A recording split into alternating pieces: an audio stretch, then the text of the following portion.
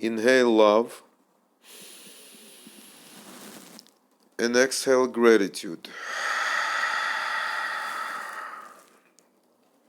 And listen to this short but very deep and emotional story. There was once an educator, worked in a yeshiva for young boys in France. And it doesn't have to be France, but that's where he was from. And he was known as being kind of tough, being kind of strict. And people told him, they said, "You're just way too demanding on the boys. You gotta let up." So being a good chassid, what did he do? He went to his Rebbe.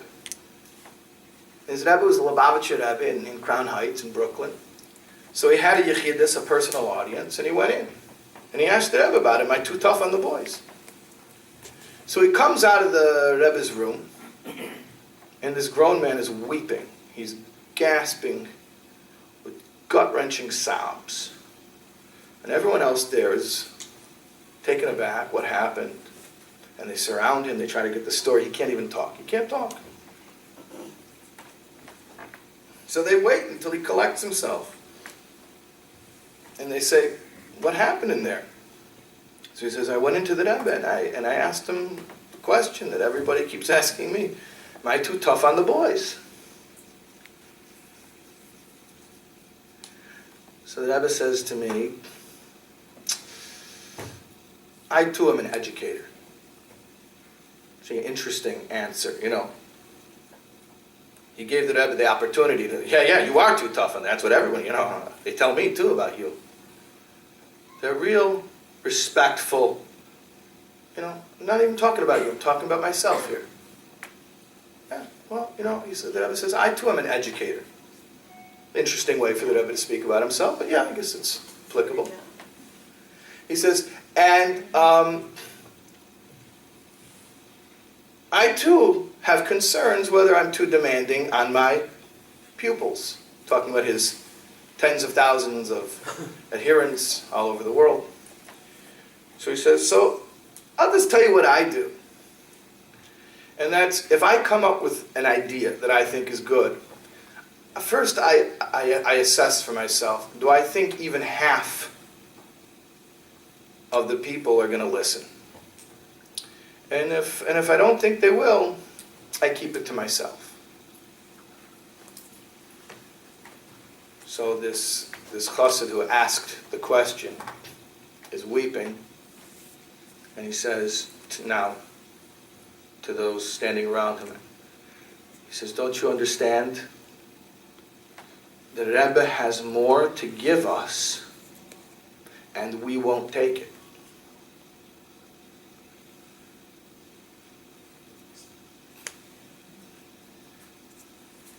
There's a saying in the Talmud that more than the calf wants to suck, the mother cow wants to nurse. If somebody gives you something, don't critique what they're giving you. If you want more out of them, you know the best thing to do with what they gave you? Take it. Take it. And just like the mother cow wants to nurse more than the calf wants to suckle, the same Lubavicher Rebbe wants to fulfill his mission as King Moshiach, to take the Jews out of Galut, exile, but can't do it until we give him a green light by accepting him as a king, because there is no king without a people. That's why he announced at the Kinus HaShluchim gathering of his emissaries in 1991. And therefore, it's obvious that the only thing that now remains in the work of Shlichut is to greet our righteous Mashiach in actual reality, in order that he should be able to fulfill his Shlichut in actuality and bring all the Jews out of exile.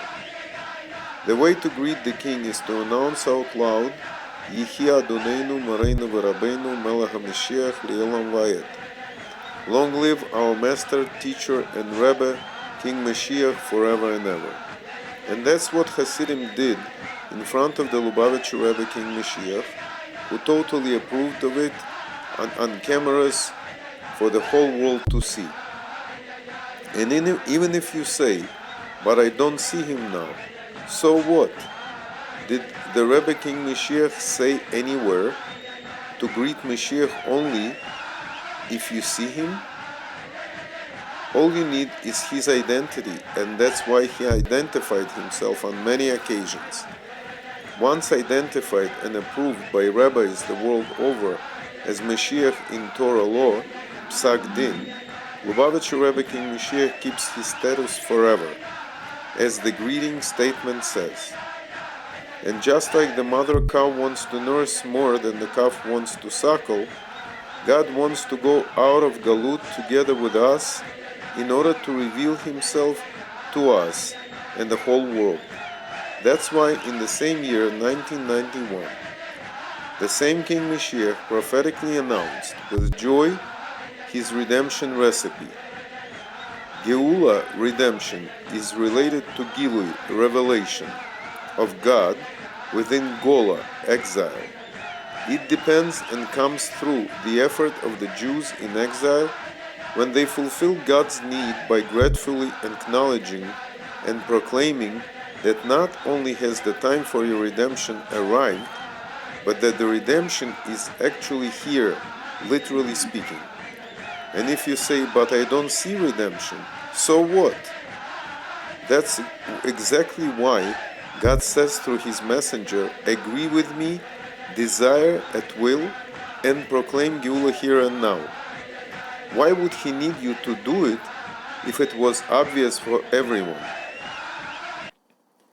On the 28th of Nissan in 1991, King Moshiach, also known as Lubavicher Rebbe, put the ball in our court, and until we do our part, neither God nor Moshiach can do it for us. Simply put, Lubavicher Rebbe can't coronate himself as King Moshiach, and God can't thank himself for redeeming this world and revealing himself to us.